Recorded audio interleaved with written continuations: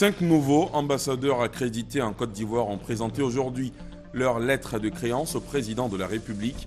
Il s'agit des ambassadeurs de l'Angola, de l'Algérie, du Royaume d'Espagne, du Venezuela et du Royaume hachémite de Jordanie. Prévenir les dégâts occasionnés par les pluies diluviennes, c'est ce qu'entend faire l'Office national de la protection civile à travers la campagne de sensibilisation contre les effets néfastes des pluies diluviennes, campagne lancée sur fond de prévention des populations contre les accidents domestiques et les inondations.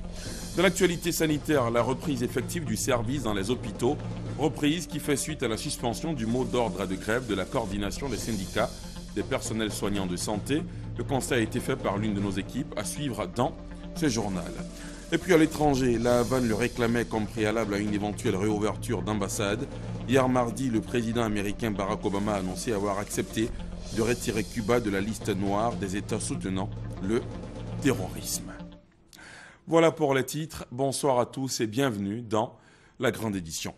Également, au sommaire de ce journal, EcoPlus, la tribune économique de la rédaction. Ce soir, coup de projecteur sur la certification de l'aéroport international Félix Houphouët-Boigny d'Abidjan, certification tombée la semaine dernière et qui consacre des lignes de vol directes entre la Côte d'Ivoire et les États-Unis. Ce sera dans EcoPlus à suivre dans quelques minutes. Tout d'abord, le palais présidentiel au cœur de la présentation de lettres de créance de 5 nouveaux ambassadeurs accrédités en Côte d'Ivoire. Ce sont les ambassadeurs de la République d'Angola, de la République algérienne démocratique et populaire, du Royaume d'Espagne, de la République bolivarienne du Venezuela et du Royaume hachémite de Jordanie. Ils ont chacun présenté au président Ouattara le document qui officialise leur nomination et accréditation d'ambassadeurs, le compte-rendu d'Awa Touré. Le nouvel ambassadeur du Royaume hachémite de Jordanie, Ali Hassan Al-Kayed, entend placer sa mission en Côte d'Ivoire sous le signe du renforcement de la coopération entre les deux pays, avant d'indiquer qu'il a aussi évoqué avec le président de la République Alassane Ouattara les questions liées à la situation au Proche-Orient. J'aimerais d'abord dire que j'ai eu le grand honneur ce matin de présenter, n'est-ce pas, ma lettre de créance à son Excellence, Monsieur le Président de la République. Donc nous avons eu à échanger sur la situation en Jordanie, notamment les réfugiés que nous recevons en Jordanie et tout ça. Donc ce fut un grand honneur pour moi, n'est-ce pas, d'avoir cette rencontre avec son Excellence. Alejandro Israel Correao Ortega est lui le tout premier chef de la mission diplomatique de la République bolivarienne du Venezuela en Côte d'Ivoire. Il s'est réjoui de sa relation d'amitié et de coopération avec la Côte d'Ivoire car les deux pays partagent la même ambition de développement et d'émergence. Moi, aujourd'hui, je suis l'ambassadeur qui a présenté pour la première fois les lettres de créance en nom du président Nicolás Maduro du Venezuela. Et je suis très content pour ça honneur. En cette occasion, j'ai parlé avec le président de la possibilité pour relancer les liens, les relations de coopération du Venezuela avec Côte d'Ivoire. C'est très important dans le domaine de l'expérience pétrolière que le Venezuela a. Nous sommes prêts pour aider le Côte d'Ivoire aussi en matière éducative avec la coopération interuniversitaire, avec la coopération avec la donation de kits scolaires pour les écoles. L'Espagne et la Côte d'Ivoire entretiennent de très bonnes relations depuis de nombreuses années. Le nouvel ambassadeur du Royaume d'Espagne en Côte d'Ivoire, Luis Prado Covario Bias, veut s'inscrire dans cette dynamique et apporter sa pierre au renforcement de cette vieille amitié. Le moment est propice pour approfondir cette relation et pour resserrer les liens sur les plans économiques, sur les plans politiques et sur les plans culturels aussi. La Côte d'Ivoire est un pays très important en Afrique et c'est un pays qui a beaucoup évolué au cours des dernières années. Et il y a une forte croissance économique, il y a eu aussi une aperture internationale et l'Espagne est très bien placée pour profiter de ces circonstances et devenir encore un pays plus ami avec la Côte d'Ivoire. Je voulais dire aussi que la Côte d'Ivoire est le pays où il y a le plus grand nombre d'étudiants d'espagnol en Afrique.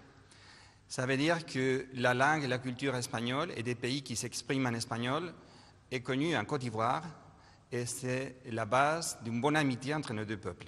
Présentant ses lettres de créance au président de la République Alassane Ouattara, l'ambassadeur de la République algérienne démocratique et populaire, Mohamed Abdelaziz Bouguetaya, a souligné que si l'Algérie et la Côte d'Ivoire ont de tout temps entretenu des relations d'amitié, de respect et de confiance, leur coopération n'a jusque-là pas atteint le niveau de leur potentialité. L'ambassadeur Bouguetaya a fait part de ses ambitions au chef de l'État. Je suis en Côte d'Ivoire avec beaucoup d'ambition. L'ambition de resserrer davantage les relations avec la Côte d'Ivoire qui sont excellentes depuis fort longtemps. C'est l'ambition également de relancer le partenariat avec votre pays et multiplier les flux d'échanges et commerciaux entre nos deux pays, puisque nos relations ne sont pas au niveau des potentialités que nos deux pays recèlent. Nous avons énormément de possibilités de faire beaucoup plus. La République d'Angola nourrit aussi l'ambition de donner plus de dynamisme aux relations qu'elle entretient depuis de nombreuses années avec la Côte d'Ivoire, comme l'a déclaré à son tour son nouvel ambassadeur en Côte d'Ivoire. C'est sous le signe de renforcement des relations qui ont toujours existé entre l'Angola et la Côte d'Ivoire et surtout le relancement ou la redynamisation de la coopération entre les deux pays. Autre temps fort de cette cérémonie de présentation de lettres de créance au président de la République Alassane Ouattara, le cérémonial militaire. C'est un détachement de la garde républicaine de Treichville, placé sous les ordres du capitaine Koulibaly Meka, qui a rendu les honneurs militaires à ses 5 nouveaux ambassadeurs accrédités en Côte d'Ivoire. Toujours à la présidence de la République, le chef de l'État s'est entretenu aujourd'hui avec une délégation du groupe pétrolier américain Anadarko. C'est un producteur pur qui gère l'exploitation de gisements, mais pas le raffinage. Au cœur de la rencontre, le point des investissements du groupe en Côte d'Ivoire. D'autres précisions avec Awa Touré. Signe que le secteur pétrolier en Côte d'Ivoire est en plein essor, le vice-président du groupe Anadarko, Robert Daniel, est venu informer le président de la République Alassane Ouattara de l'avancée des projets d'évaluation en eau profonde. Nous avons informé M. le Président de la République de l'avancement de nos projets qui sont importants, qui prennent un nouveau tour. Et nous venons lui présenter des nouvelles étapes très importantes pour lesquelles nous souhaitons tout son appui pour accélérer les travaux avec Petroci et le ministère. Le groupe Anadarko est une société américaine spécialisée dans l'exploitation pétrolière et gazière. Le mouvement des entreprises de France, MEDEF, est disposé à accompagner la Côte d'Ivoire sur le chemin du développement. Arrivé à Abidjan, avant-hier, la délégation d'hommes d'affaires français a échangé ce mercredi avec le gouverneur du district autonome d'Abidjan. Robert Begré-Mambé a présenté quelques opportunités d'investissement à ses hôtes. Francis Boifo.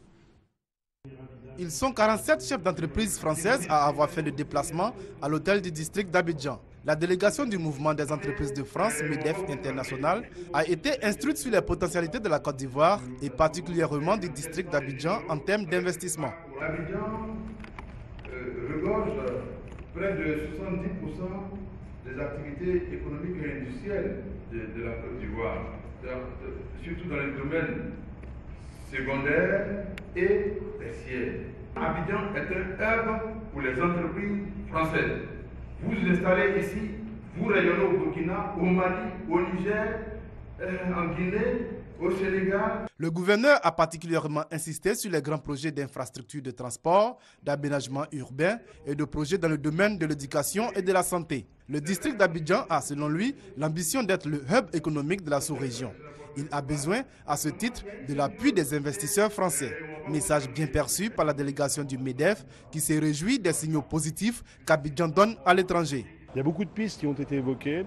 Moi, je suis très confiant que dans les semaines et les mois à venir, il y aura des partenariats qui vont se nouer avec le district, avec les services de l'État pour pouvoir concrétiser les projets. Forte d'une quarantaine d'entreprises et composée à un tiers de représentants de petites et moyennes entreprises PME et de très petites entreprises TPE, la délégation du MEDEF avait en son sein des chefs d'entreprise exerçant dans les domaines de l'assainissement, de la formation, des TIC et des transports.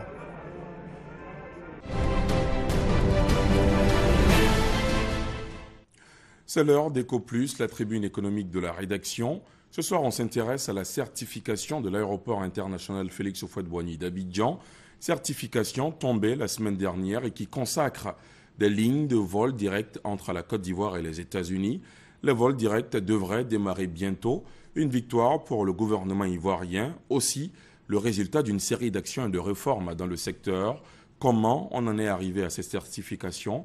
Qu'est-ce qu'elle implique? Quels sont les avantages qui y sont liés? Des questions auxquelles essaie de répondre ce sujet de Francis Boifo.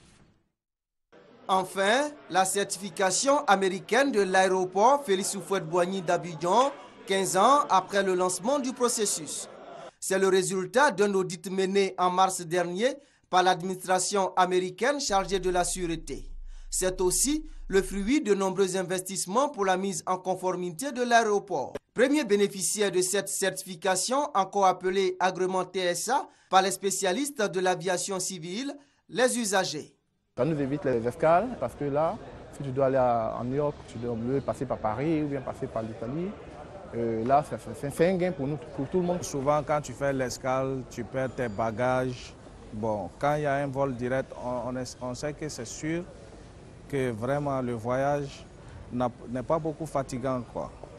Effectuer désormais des vols directs à destination des États-Unis à partir de l'aéroport d'Abidjan ou à partir du pays de l'oncle Sam vers la destination Côte d'Ivoire présente d'énormes opportunités pour la plateforme aéroportuaire ivoirienne. Notre aéroport a comme ambition d'être un hub dans la sous-région, c'est-à-dire un aéroport vers lequel converge tout le trafic de la sous-région. Et donc, si vous avez le trafic de la sous-région qui converge vers vous, il faut pouvoir emmener ces passagers là où ils veulent aller. Et les États-Unis, c'est une destination intéressante pour les hommes d'affaires. Une telle certification rapproche les hommes d'affaires américains des hommes d'affaires africains et ivoiriens en particulier. Et je pense que c'est pour cela que le gouvernement, le président de la République en ont fait une priorité, parce que ça va dans le sens de l'émergence.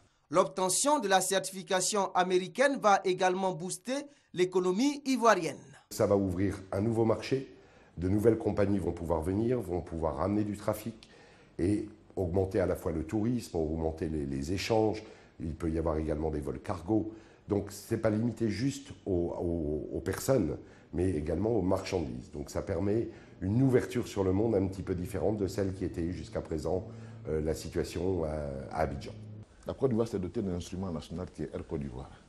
Aujourd'hui, c'est des ouvertures importantes pour notre compagnie nationale qui peut, même si elle-même ne va pas directement aux États-Unis, faire donc des alliances avec une compagnie pour pouvoir donc desservir également donc les États-Unis.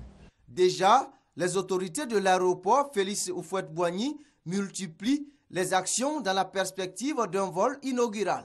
Aéria fait des démarches commerciales, fait des propositions, démontre l'attractivité de la Côte d'Ivoire, la taille du marché en nombre de passagers vis-à-vis des compagnies qui peuvent desservir les États-Unis. Et à côté de ça, on continue à faire un programme d'investissement important sur l'aéroport, mais qui là concerne toutes les compagnies aériennes qui avoisinent les 35 milliards de francs. On a besoin de toujours améliorer notre équipement, améliorer notre procédure et consignes au niveau de sûreté, pour rester toujours au niveau des standards internationaux. Et le certificat peut être enlevé dans 1 minute, mais tu peux travailler 20 ans pour avoir ça. Et on a besoin de rester très vigilant. Améliorer le niveau de sûreté, c'est-à-dire renforcer les dispositifs de vidéosurveillance, de contrôle des documents, des bagages, des passagers, c'est le défi à relever après la certification américaine. Aujourd'hui, la police, la gendarmerie, la douane, la vie sécure et aérienne, tout le monde a coopéré. nous allons associer tout le monde à tout ce que nous faisons. Et c'est comme ça que nous avons réussi à mettre tout le monde en confiance et à obtenir ce résultat-là. Nous allons continuer sur ce chemin. On entend, quand on est dans l'aéroport, beaucoup de passagers se plaindre en disant « on a des contrôles, pourquoi ?» etc. C'est de la sûreté. Il faut savoir que chaque passager, pour voler d'une manière sécuritaire, est obligé de passer les contrôles. Nous-mêmes, en tant que personnel travaillant sur l'aéroport, nous passons les mêmes contrôles. Nous enlevons notre veste, nous enlevons notre ceinture, nous enlevons nos chaussures pour passer les contrôles d'inspection-filtrage. Parce que la sûreté, c'est l'affaire de tous, ne cessent de répéter les experts de l'aviation civile internationale.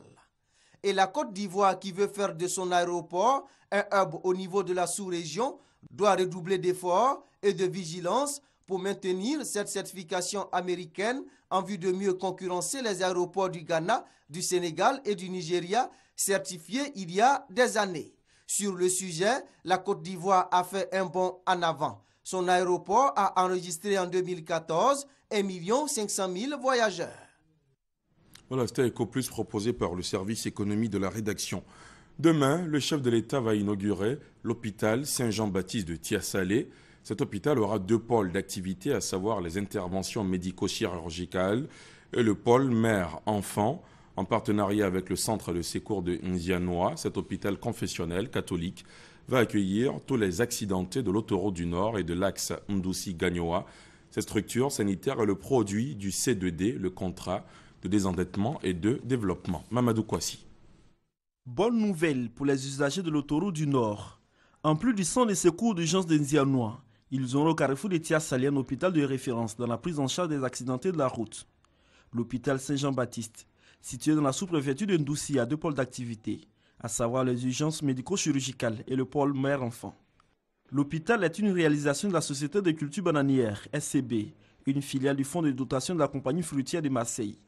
L'entreprise est soutenue par l'État de Côte d'Ivoire à hauteur de 800 millions de francs CFA dans le cadre du C2D, le contrat de désendettement et de développement. Coût des travaux, 6 milliards de francs CFA pour la première phase du projet. Cet hôpital confessionnel catholique sera géré par l'Ordre de Malte, une institution humanitaire rattachée au Vatican. Bon, le principe de l'Ordre de Malte est très simple, c'est un principe très humanitaire où on accueille le malade dans sa globalité.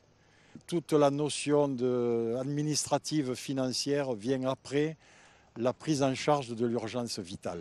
L'hôpital Saint-Jean-Baptiste de Tia-Salé-Bodo a une dizaine de services, avec un plateau technique performant à l'image des structures sanitaires internationales. 2 salles d'opération, une salle traumatologie, une salle viscérale, 3 lits de soins intensifs, une unité de stérilisation centrale très performante et particulièrement moderne, un système de climatisation-ventilation des salles en surpression, ce qui est très important pour la lutte contre les infections nosocomiales, une pharmacie hospitalière qui sera essentiellement axée sur des médicaments génériques de qualité pour qu'ils soient facilement accessibles aux populations. Construit avec des matériaux locaux faits de briques de terre compressées, l'hôpital Saint-Jean-Baptiste est destiné aux salariés de la SCB, ouvert à toute la population. Des services seront assurés par des agents du ministère de la Santé et de la lutte contre le sida, des contractuels, ainsi que des religieuses. La phase 2 du projet démarre à partir du 2e semestre 2015. Elle prend en compte le renforcement de sa capacité d'accueil. Le nombre de lits d'hospitalisation passera de 50 à 100 lits, avec des services supplémentaires et une chapelle. Toujours dans l'actualité sanitaire, après la suspension du mot d'ordre de grève de la coordination des syndicats des personnels soignants de santé, le service a effectivement repris dans les hôpitaux. Le constat a été fait par l'une de nos équipes. Le personnel de santé protestait pour l'amélioration des conditions de travail et de vie. Ami Sissoko. Reprise du travail dans les centres hospitaliers et universitaires.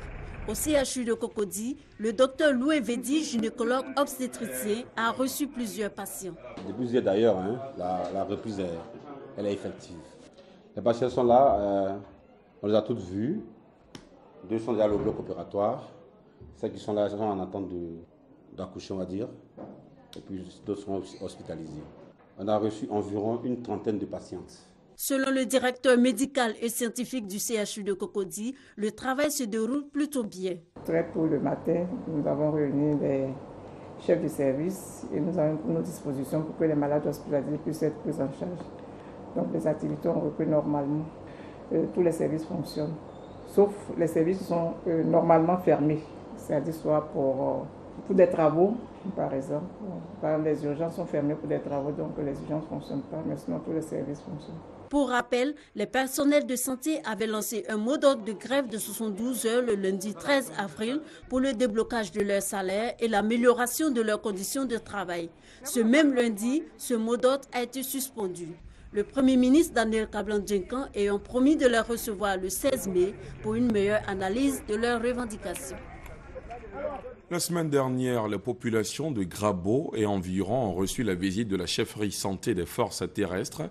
Des éco-consultations ont eu lieu et de nombreuses femmes enceintes ont pu être sauvées. Ce rapprochement population militaire est dénommé ACM, Activité Civilo-Militaire. Elle a été initiée par le général de brigade Soumaoro Gaoussou, commandant des forces terrestres, sur instruction du général de corps d'armée Soumaïla Bakayoko. Le point avec Hamza Diaby. Pour l'activité civilo-militaire à Grabo, le médecin-chef des forces terrestres, le colonel-major Legré, était accompagné d'un médecin psychiatre, d'un chirurgien dentiste, de 4 auxiliaires de santé et du chef du service social des armées. La mission, réaliser des activités médicales au profit des militaires et de la population civile. Toxicomanie, troubles du comportement, sensibilisation sur l'hygiène bucco-dentaire, tout ou presque a été prise en compte. 300 personnes ont pu bénéficier d'un déparasitage systématique. Des éco-consultations gratuites ont été réalisées. 207 femmes en ont bénéficié au total. 150 d'entre elles étaient enceintes, dont 20 complications et une grossesse extra-utérine. 9 grossesses gémellaires ont pu être décelées et ces femmes ont pu être évacuées sur San Pedro. Les populations sont venues de Grabo, de Neka, de Guapé, de Sotor ou de Siaye et 250 femmes ont bénéficié d'anti-anémiques et de vitamines. Vu l'engouement, les soins et l'importance des échanges, on se rend bien compte que les activités civilo-militaires initiées par le général de brigade Soumaoro Gaoussou, commandant les forces terrestres, renforcent la confiance entre la population et son armée. En bref, le chef de l'État a offert aux populations de Bloléquin un lot de dons en espèces et en nature de 10 millions de francs CFA samedi dernier. Ces dons ont été présentés aux populations par le directeur général du port autonome d'Abidjan et le ministre Sidiki Konaté. C'était à l'occasion de la 4e édition des journées culturelles et festives de la Confédération des associations de jeunesse de Bloléquin. Le compte rendu complet dans nos prochaines éditions. Prévenir les dégâts occasionnés par les pluies diluviennes, c'est ce qu'entend faire l'Office national de la protection civile à travers la campagne de sensibilisation contre les effets néfastes des pluies diluviennes, campagne lancée sur fond de prévention justement des populations contre les accidents domestiques et les inondations. Abou Sanogo. La campagne de sensibilisation contre les effets néfastes des pluies diluviennes lancée par le ministre d'État, ministre de l'Intérieur et de la Sécurité, Ahmed Bakayoko. Elle vise à prévenir les risques d'inondation, d'effondrement de maisons et d'éboulement de terrain. Cette campagne a aussi pour but d'avertir les populations sur les dangers auxquels elles s'exposent en vue de les inciter à libérer les sites dangereux, d'où le thème « Quelle prévention pour une population protégée contre les accidents domestiques et les inondations ?» Une initiative de l'Office national de la protection civile. Nous allons tout mettre en œuvre pour qu'on atteigne cet objectif zéro mort. Mais malheureusement, s'il advenait que des catastrophes survenaient et que des pertes en vies humaines étaient constatées, nous devons également montrer la force de réaction rapide du gouvernement à travers les structures spécialisées. Pour le ministre d'État Ahmed Bakayoko, le gouvernement mettra tout en œuvre pour réduire les effets néfastes des pluies diluviennes. Par ailleurs, il exhorte les populations à quitter les zones à risque, car la météo prévoit cette année des pluies diluviennes. Demander à toutes les populations qui sont dans des zones à risque, les zones identifiées comme telles par tous les services compétents, de ne pas rester sur ces sites. Car rester sur ces sites, c'est mettre la vie de leur famille, leur propre vie en danger. Je veux que nous puissions le répéter partout. À ce jour, sur les 52 sous-quartiers à risque identifiés dans les communes d'Abobo, d'Adjamé, d'Atekoubé, de Yopougon et de Cocody, plus de 80% ont été libérés. Tout sera mis en œuvre pour que la totalité des sites identifiés soit libérée pour le bien-être des populations. La direction des stratégies, de la planification et des statistiques au nom du ministère de l'Éducation nationale et de l'enseignement technique, a publié les données statistiques de l'année 2014-2015. Il en ressort que les indicateurs sont en hausse. 5 49 496 élèves ont constitué la population étudiée. À ceci s'ajoute la population des enseignants et le matériel didactique, sans oublier les centres d'alphabétisation. L'éclairage de Franck Quadio. C'est désormais officiel. Les résultats des données statistiques scolaires 2014 à 2015 sont disponibles. Ces résultats concernent la période allant de janvier au 14 mars 2015, 3 mois de données sur l'école ivoirienne réalisées sur l'ensemble du territoire par la direction des stratégies, de la planification et des statistiques. Les statistiques scolaires participent de la bonne gouvernance de l'école dans la mesure où elles aident à la décision pour un accès généralisé, équitable et de qualité. Par exemple, cette session a porté sur une population de 5 49 496 élèves du préscolaire, du primaire et du secondaire de l'enseignement général et technique. Pour le ministre de l'Éducation nationale et de l'enseignement technique, les indices sont au vert. La scolarisation de la jeune fille, par exemple, 58,8% contre 54,2% l'année 2013 à 2014, soit une hausse de 4,6%. Autant de raisons d'être optimiste. De façon générale, tous les indicateurs sont en hausse. Nous notons une nette amélioration du taux brut de scolarisation, tant dans le cycle primaire que secondaire. Cela est le résultat des efforts entrepris par le gouvernement pour faire de l'accès à l'école pour tous une réalité. Taux brut de scolarisation à 95,4% au primaire, même s'il y a encore quelques 1 43 450 élèves sans extrait d'acte de naissance au primaire, la sensibilisation est de mise. On en vient au marché international des programmes de télévision, MIP TV, le marché le plus réputé au monde pour le contenu TV et digital, le plus grand rassemblement chaque avril de professionnels de l'industrie du divertissement, des décisionnaires de l'industrie ainsi que les talents créatifs de plus de 100 pays se retrouvent à Cannes pour nouer des contacts, démarrer de nouveaux partenariats et projets, le développement de contenu et sceller des accords de distribution internationale. Pour sa première participation en tant qu'exposant, la Côte d'Ivoire est présente à son rendez-vous avec le ministère de la Communication et la radiodiffusion télévision ivoirienne RTI. La RTI a notamment organisé une conférence de presse pour présenter son ambitieux plan de modernisation de ses infrastructures techniques et diffusion et de production. Reportage. La radiodiffusion télévision ivoirienne RTI se prépare activement depuis quelques années à l'amélioration permanente de la qualité de ses programmes à travers une ambitieuse politique de développement qui commence à porter ses fruits. Nous sommes à Cannes, dans le sud-est de la France, palais des festivals où se tient du 13 au 16 avril le marché le plus réputé au monde pour le contenu TV et digital. L'événement incontournable pour les professionnels des contenus audiovisuels pour tous écrans, qui est à sa 51e édition et voit la participation effective de plus de 100 pays. C'est fait. La RTI est désormais dignement représentée avec ce stand qui lui donne accès à la concurrence des fronts numériques du marché international des professionnels de la télévision. Une forte équipe réussie par la présence du ministre de la Communication à cette conférence face aux professionnels de l'industrie ainsi que quelques talents créatifs. Nous avons donc parlé de la politique audiovisuelle, du soutien, de l'appui institutionnel important donc de l'État à la RTI et cet appui institutionnel qui va s'étendre également à la production audiovisuelle parce que pour nous il est important que la Côte d'Ivoire ait des producteurs indépendants qui soient au niveau, donc qui puissent compétir au niveau international, qu'ils donnent du contenu effectivement à toutes les chaînes qui vont s'installer, donc que ce soit la chaîne nationale, du groupe de la RTI et ensuite évidemment des chaînes privées, des locaux ivoiriens. Nous avons des opportunités fortes de vendre notre contenu et cet argent il va revenir en partie aux producteurs ivoiriens qui nous ont fait confiance en nous confiant leur catalogue. Donc ça c'est déjà une première bonne nouvelle pour eux. La seconde chose c'est que nous avons plusieurs partenaires qui sont intéressés pour financer de nouvelles productions. Donc pareil aussi, ce sont des producteurs ivoiriens qui vont trouver en complément du financement de la RTI des financements et du savoir-faire international pour transformer leurs rêves en réalité. Le groupe Éléphant, qui coproduit le magazine économique, a témoigné de cette belle aventure. La RTI Distribution entend ainsi mieux orienter sa vision.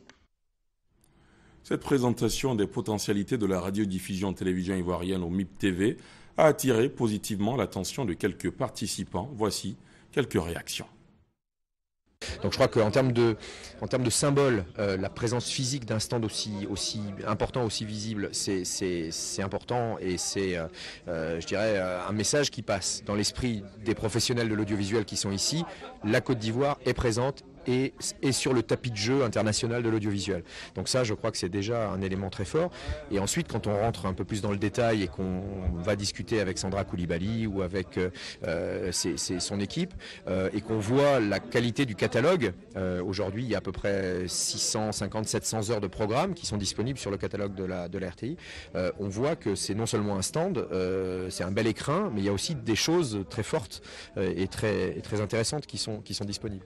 Oui, c'est un changement énorme quand on pense qu'aujourd'hui il y a 2 chaînes, on va passer à une vingtaine de chaînes qui vont chacune distribuer des contenus qui seront essentiellement locaux. Il y aura un peu de contenus internationaux j'imagine également, mais donc c'est vraiment un énorme changement du paysage audiovisuel dans le pays et qui est permis par cette migration de l'analogique vers le digital, et c'est vraiment ce qui m'intéresse. C'est pour ça que je viens en Côte d'Ivoire et dans d'autres pays africains qui sont prêts aujourd'hui pour ce changement. En bref, une image de la Guinée où la tension politique était montée d'un cran. Après plus d'une année de répit, signe de détente dans le pays, l'opposition a suspendu ses manifestations jusqu'à lundi prochain. Le pouvoir a fait quelques gestes en vue d'un dialogue. Décision annoncée après 2 jours de violence dans la capitale ayant fait au moins 2 morts et de nombreux blessés. L'opposition proteste notamment contre le nouveau report des élections locales à mars 2016, soit après la présidentielle d'octobre prochain. Toujours en bref et en image, la Havane le réclamait comme préalable à une éventuelle réouverture d'ambassade. Hier mardi, le président américain Barack Obama a annoncé avoir accepté de retirer Cuba de la liste noire des États soutenant le terrorisme. Après le feu vert vendredi dernier du département d'État, le président américain avait annoncé lors du sommet des Amériques qu'une décision serait très rapidement prise à ce sujet. Barack Obama a tenu parole, une décision juste selon la Havane et qui suscite l'espoir sur l'île. Voilà qui met fin à ce journal. Merci de l'avoir suivi. Excellente soirée sur la chaîne qui rassemble. Demain matin à 9h, retrouvez David Mobio dans un plateau spécial consacré à la visite du chef de l'État à Tia-Salé, visite qui sera marquée par l'inauguration de l'hôpital Jean-Baptiste. Bonne soirée, à très vite.